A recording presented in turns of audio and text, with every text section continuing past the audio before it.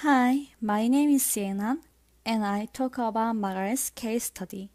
First, we think about symptoms. The symptoms of Margaret show that she is worried and anxious when shopping for a year. Her feelings were anxious, worried, and awful. She had to go out of the shopping center every time such feelings occurred and repeatedly her ran away. She was very embarrassed when she was in the store until recently, and she was nervous. She also had symptoms of restlessness and anxiety. Sometimes feel her heart beating fast and burst into tears for no reason. She also felt pain in her chest and panic attack when she went into a store. And she think everyone in the shopping center concentrate her and they are laughing at her. Second, trigger. In fact, to know her trigger currently, we need more information. Likewise, what was happening in the client's life a year ago when the problem first started and client's childhood experience should be known. Given the information alone, her trigger appears to be triggered when people are in a loss of space. The etiology of agoraphobia and panic disorder is mostly caused by mental stress such as childhood shock, spouse, family death, separation. She may have direct trauma to many places, or it may be a biological factor due to norepinephrine and serotonin elevations, or the body may feel slightly changed due to interactive conditioning, which may increase your anxiety. Genetically, it is 4 and 7 times more likely to have panic disorder among relatives.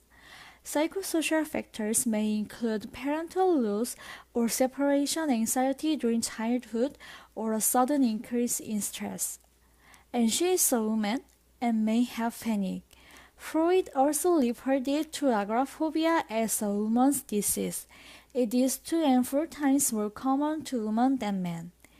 In the cognitive behavioral perspective, it can also be seen in terms of the fear of fear theory that Goldstein and Chambers have argued.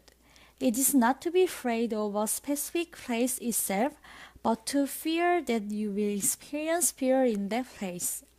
It is an unrealistic worry, and one of the examples is, what will people think of me? Third, maintenance process.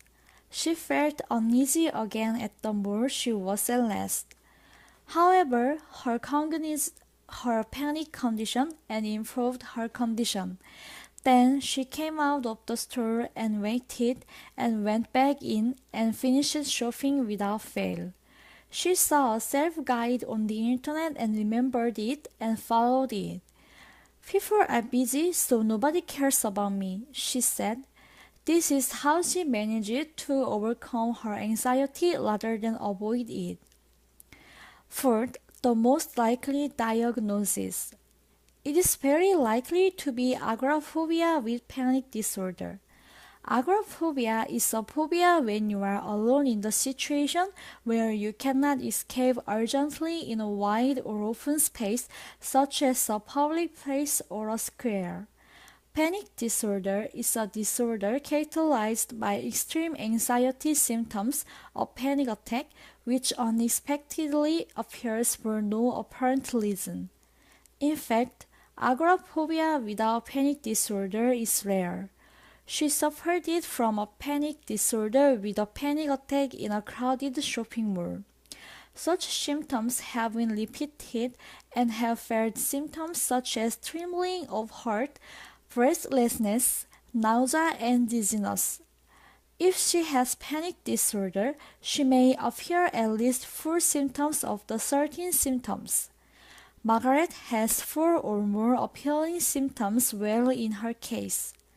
These symptoms occur suddenly and duration that show a bit anxious, feel assured. She has been in this condition for a year. Agoraphobia is a fear of a place or situation and may be accompanied by a panic attack.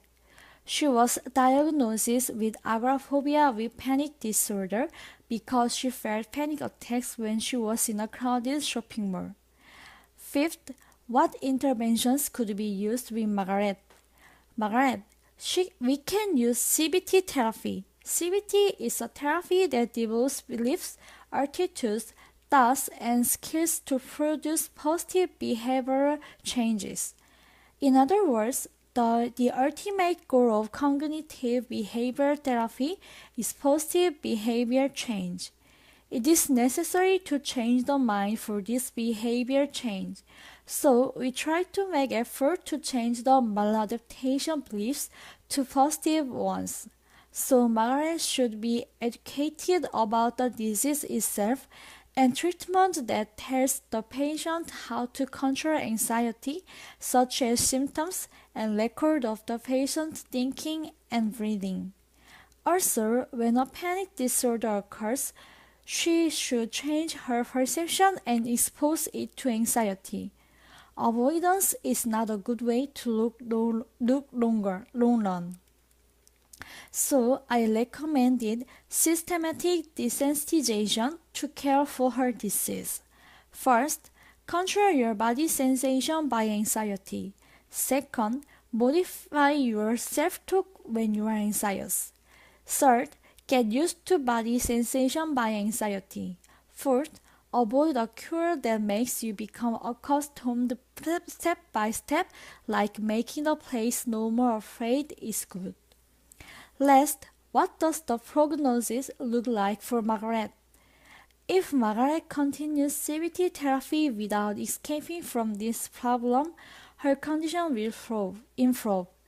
Margaret has already been motivated for treatment and change as she already comes to the therapist and says her symptoms.